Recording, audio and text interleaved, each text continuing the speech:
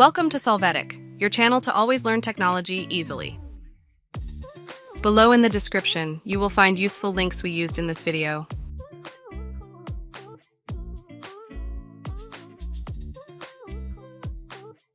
Today in Solvetic, we will see how to insert and how to write a citation in MS Word. We start by placing ourselves where we want to put the appointment. After that, we will go to the References section. After that, click on Insert Citation and then add New Source to create a new one.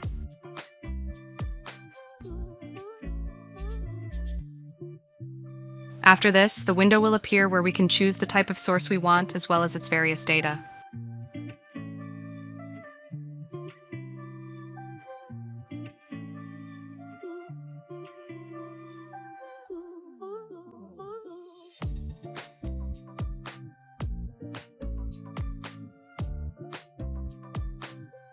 Once you finish, click OK and we will see that the created citation is inserted.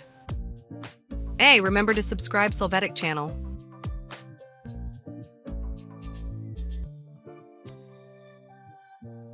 We hope it has been helpful for you.